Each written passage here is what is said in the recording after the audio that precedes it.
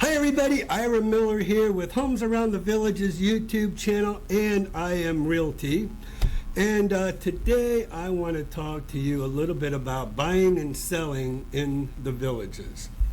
So the villages is very unique in the aspect of buying and selling homes, in the whole aspect of them having their own listing system where they have only their in-house agents able to show and sell their listings. So I guess they kind of do this. It's very unusual, actually, the way they do business here in the villages, because I can't think of another community where they do not co-broke or they do not allow a licensed realtor go and sell one of their homes, whether it's new homes or pre-owned.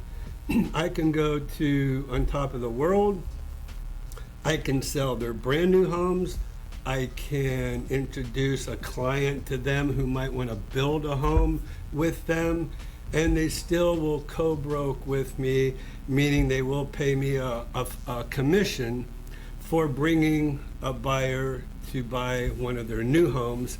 And then all the pre-owned homes are in the MLS, just like normal. And that has to do with Del Webb Stone Creek. That's any other, even Latitude Margaritaville in Daytona. I mean, I can't think of another community that has their own in-house listings to where they don't co-broke with anybody else. They don't share their listings with anybody else. You will not find their listings on Zillow, Realtor.com, Homes.com, Redfin, on any of those online websites. You will not find one of their listings on those online websites. A lot of people don't know that. A lot of people think, who list with the villages, think, well, I'll just list with the villages because I bought my home with the villages and I don't really know any other agents, so I'll just go back to the person or the company, the villages, properties of the villages where I bought my home, and not think another thing of it, without realizing that their home will not be seen on Zillow, Trulia, Realtor.com, Homes.com, Redfin, or any of those online websites, not realizing that the villages will not accept an offer from an agent like me who belongs to the MLS. So I'm sure you're kind of scratching your head right now thinking, really, that just doesn't seem right. And it doesn't seem right with me or anybody else as well.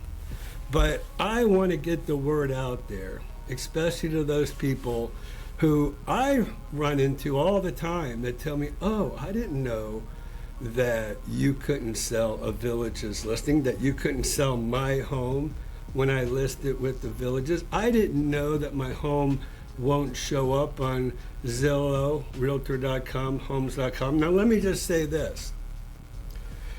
You can type your address. You can have your home listed with the villages. You can type your address in Zillow or any of those other online websites, and your home will pop up. And you're like, whoa, well, there's my home. But it says, if you read the page in small words, it'll say off market or off the market. So anybody searching for homes on those websites will put in criteria: 3-bedroom, 2-bath, 2,000 square feet or more, whatever, and then their search will come up. No villages listings will ever come up in a search in one of those online websites. Only when you type in your particular address, it will come up, but it will say off the market or off market. So anybody who's looking at your home will think, oh, it's not for sale.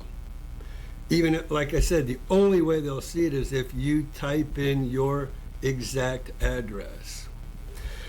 So you, in my opinion, as a seller in the Villages, are at a disadvantage by not having your listing in the online websites or being able to be shown and sold by the hundreds and hundreds of agents here in the Villages area. Now the Villages will say, hey, we have hundreds of agents too. But those hundreds of agents, let me tell you, and I used to tell everybody on my YouTube channel here that the Villages are all sellers agents. They're all sellers agents. They're not buyers agents. And the truth is, they don't have any buyers agents over there. They don't have any single agent buyers agents over there in the Villages, okay? Working for Properties of the Villages, selling new or pre-owned homes. And so now I was a little bit, I have to admit, I was a little bit not mistaken, but I just didn't give the full picture of that, because here's what happens. If you list your home with the Villages, you have that agent as your single agent listing your home. That agent is your seller's agent.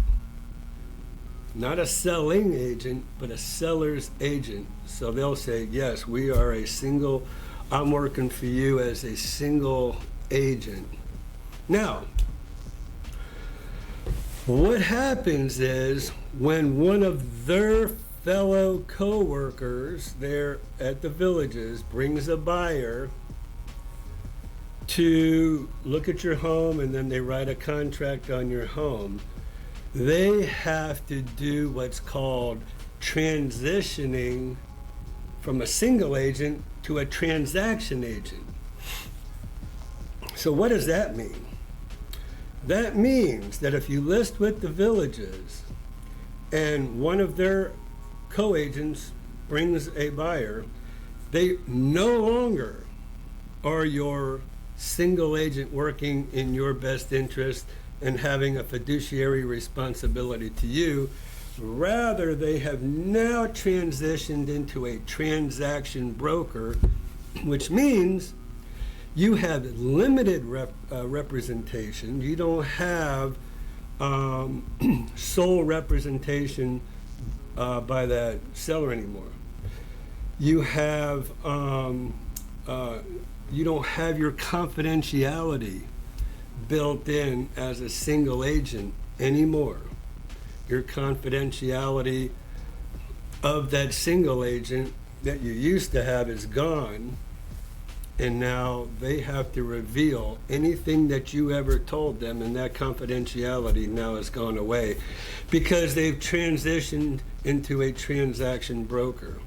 So a transaction broker, all they're there for is to put the transaction together. They no longer have a fiduciary responsibility to either party, to the buyer or to the seller. Both of those agents are transaction brokers. They're no longer working just for you. And so this is something very important. You need to know this as a buyer or a seller when you're looking at property over there at the Villages.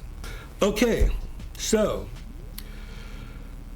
I'm going to take this one step further and say that's why I have come up with a program to where if you desire personal single agent representation, you can hire me as your single agent representation to give you my undevoted representation just for you. Okay, so let's go over this just for a second. Okay, so let's talk about what does a single agent mean. I have brought up here as a, this is for a buyer now, okay? And I'm going to bring up for a seller here in just a second. For a buyer, a single agent notice, dealing honestly and fairly, loyalty, confidentiality, obedience, full disclosure, accounting for all funds, skill, care, and diligence in the transaction, presenting all offers and counteroffers in a timely manner unless a party has previously directed the licensee otherwise in writing, and disclosing all known facts that materially affect the value of the residential real property and are not readily observable. So me as a contractor, that's very important to you if you hire me as your single agent, buyer's agent, working at purchasing a home that's listed with the Villages.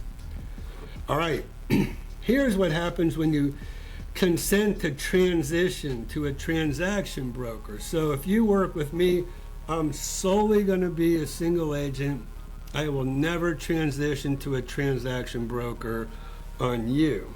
But this is the same for sellers. So if there's a single agent selling agent, okay, all of these are now the same for a seller's agent if they're acting as a single agent. But as soon as they transition to a transaction broker, this is what happens. Now they'll deal honestly and fairly, just like up here, honestly and fairly. Accounting for all funds, use skill, care, and diligence in the transaction. So that's a little bit different. No, well, actually it's the same skill, care, and diligence in the transaction, but what's a little bit different is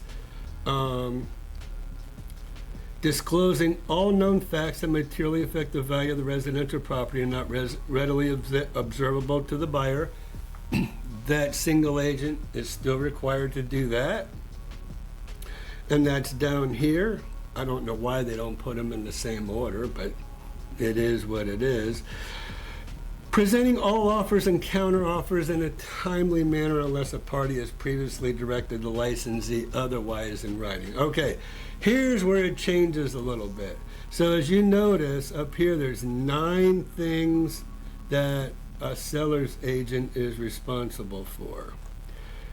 There's only 7 when you're looking at a transaction broker. So a couple of these go away and a couple change. So limited confidentiality. So you no longer have strictly confidentiality. Now everything as a selling agent that seller told their selling agent, they go from confidentiality to limited confidentiality.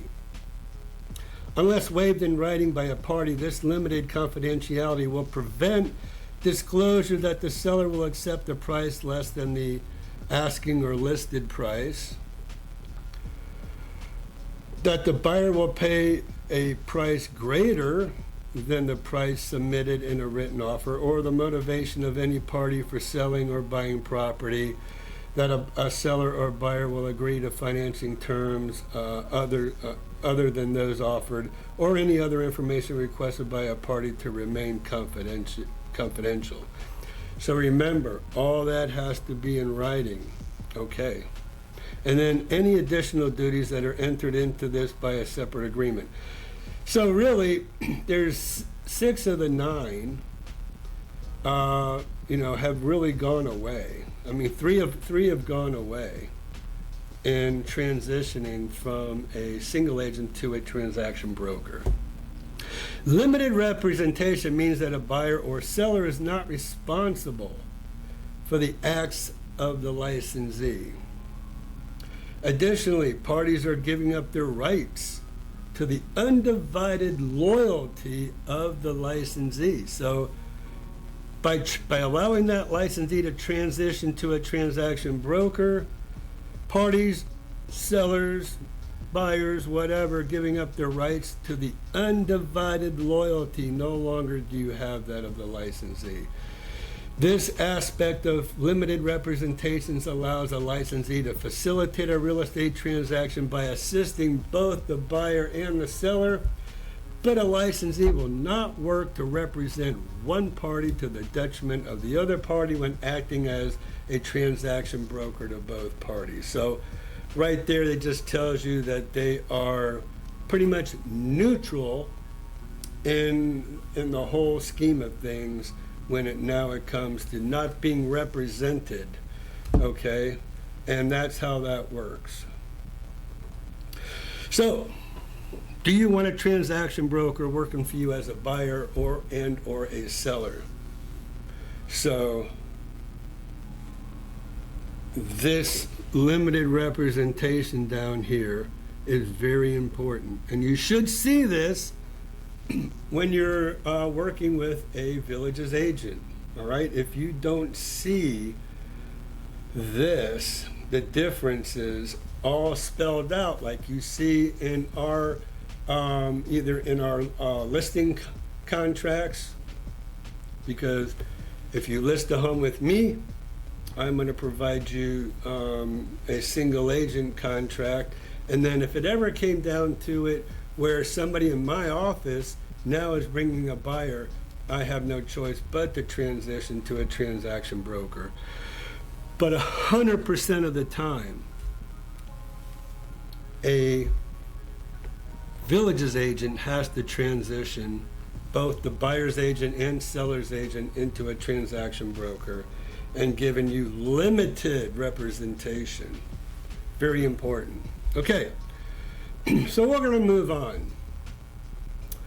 So that's kind of what it's all about, is for the villages, if they tell you, and you probably want to question them a little bit further about, are you really representing me as a buyer? They might say, yes, we are representing you.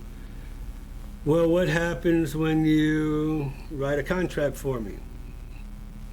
They have to tell you that they're transitioning into a transaction broker. And now you know what a transaction broker does or does not do for you. All right, so moving on. Do you want to buy a new home or a pre-owned home?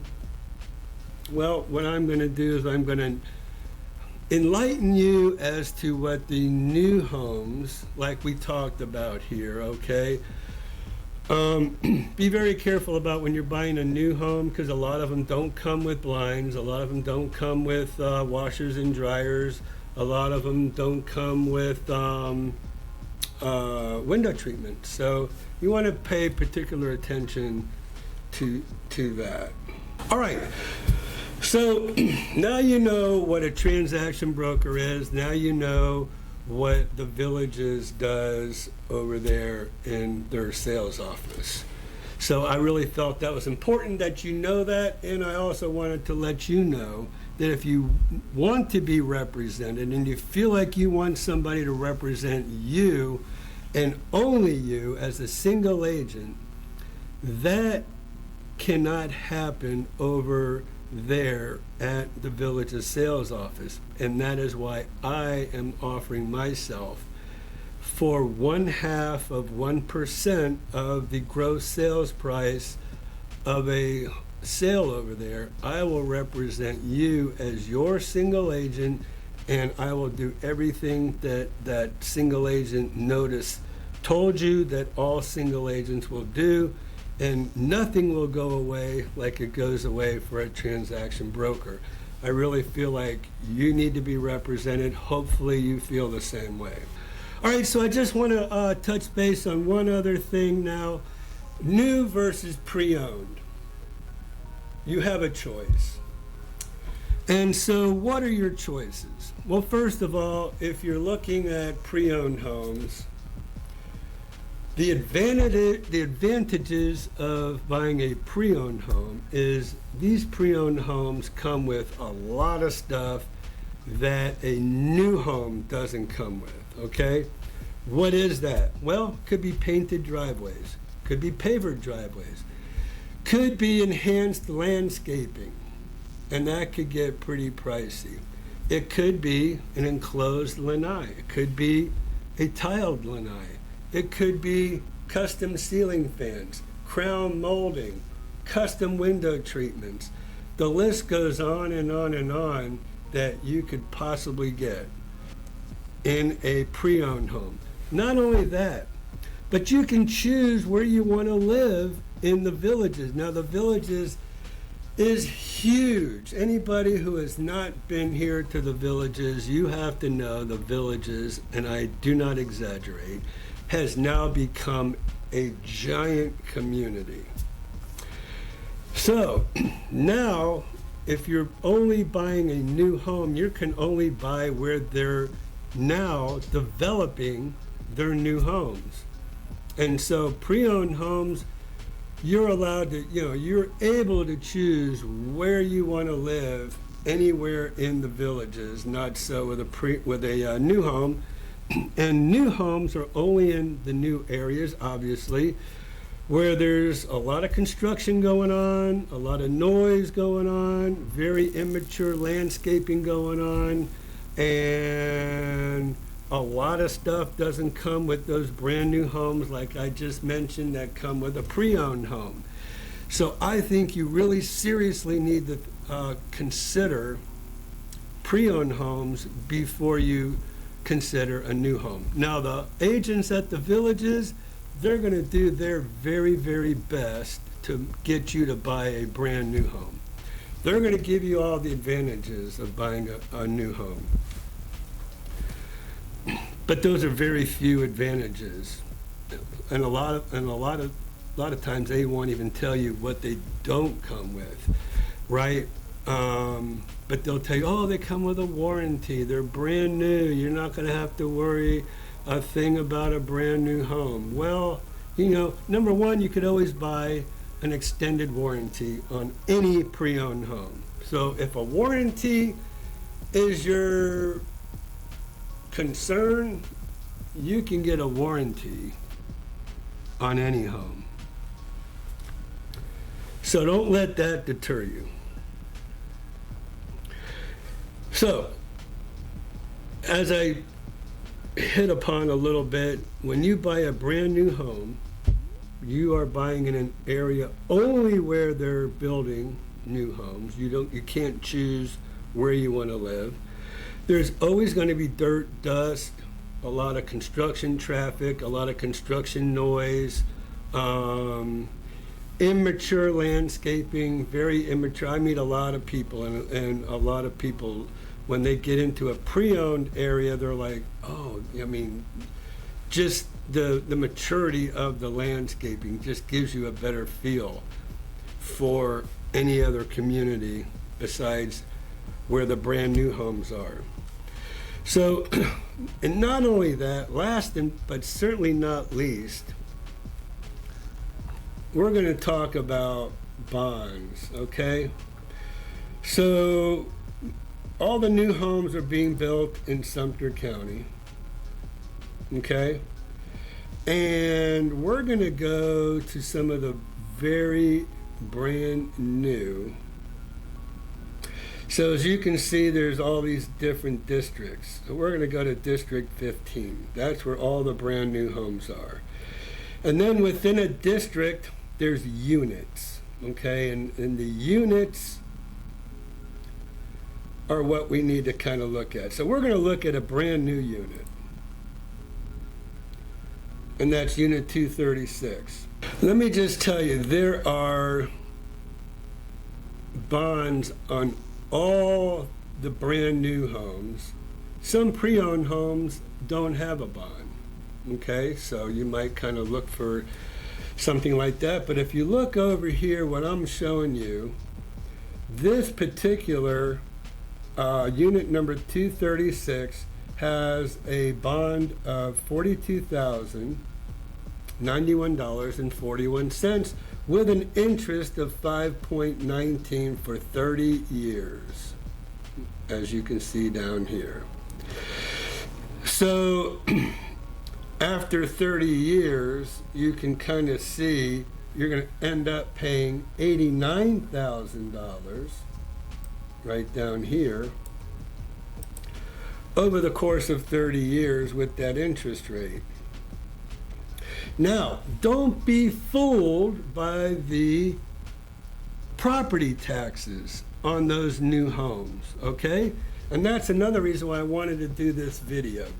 Do not be fooled, because if you look over here, this is 2024. This unit must have been started in 2023.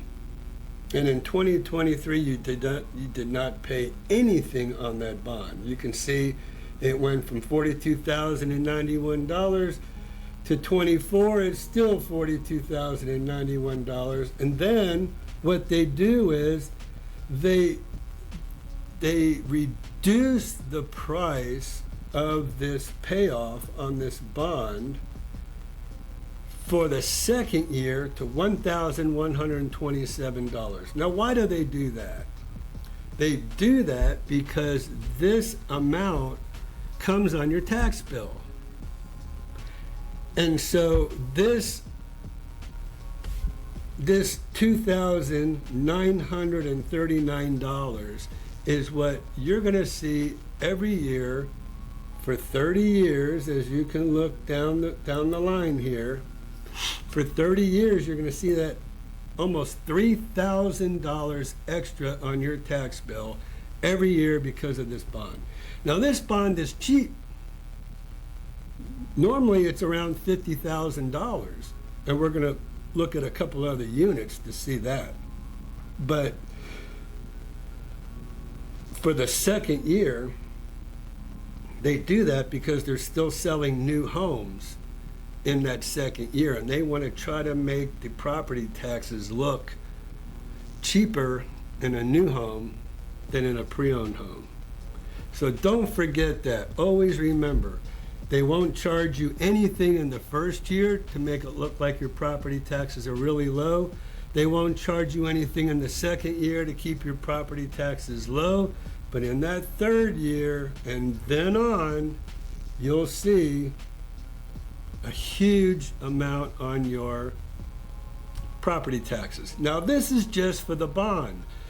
There's also a maintenance fee that's added to this, and that maintenance fee is around $800-900 a year on top of the bond as part of your CDD fees. So please remember that CDD fees, those are your bond payoff every year. Those are your maintenance fees to keep up the common areas in your area. And you're going to really want to know what your maintenance fee is. So that's another reason why I'm making this video, is to inform you what you need to ask when you're looking, if you still want to look at new homes. Not only that, as far as your taxes go, but you're going to pay city taxes as well as county taxes in these new homes, okay? City taxes as well as county taxes. I repeat that because that's very important. All right, so let's check out unit number 232. And there, boom, $51,492.15 equates to $3,595 a year. And then you can see they've done the same thing here. 0 in 2023, and then this is 2024. And so probably most of these homes in this unit are probably going to be sold. So I would say two reasons that the 2 years are lower. That's now I may be mistaken. It might not be to be deceptive. It might be so the developer doesn't have to pay for his own bond that he has. And by the way, who do you think buys the bonds for every single unit? The developer. They're the ones that get you to assume this bond, and they're the caretakers, they're the keepers of the bond, and they're getting this extra money as the developer. So pretty shocking. Because normal developers, what I will tell you, normal developers don't have, okay, so what is a bond? A bond pays for the infrastructure. It pays for all those roads, curbs, streetlights, storm drains, all the underground utilities. Pays for all that. Now, normally a developer pays for all that, right? Then he builds the home. Once he puts the building pads in, once he puts all the underground utilities in, all the streets in, the storm drains, the street lights, landscaping, everything for a neighborhood, and then he starts building homes. And then when he gets to the price of the home, then he comes up with what did it cost him for the land, what did it cost him for the infrastructure, what did it cost him to build the home, and then add a little profit in there, and there's what a home developer does. Not the villages. The villages passes that infrastructure cost into you, the buyer, as a bond. So, and then most communities have HOAs that pay for the upkeep of the common areas. Here in the villages, they have what's called a CDD. So you pay the CDD yearly for the maintenance fee to keep up the common areas, but then you also have the amenity fee that you kind of have to add that together to get what normally an HOA pays for, because HOAs typically pay for the upkeep of the common areas as well as any kind of amenities and recreation and pools and stuff like that. So there you go. These are the facts on buying and selling in the villages. I felt like I needed to produce a video kind of explaining that, because so many people that I run into tell me they had no clue. They had no idea. They didn't know the way things worked here in the villages, because it doesn't work like that anywhere else other than in the villages.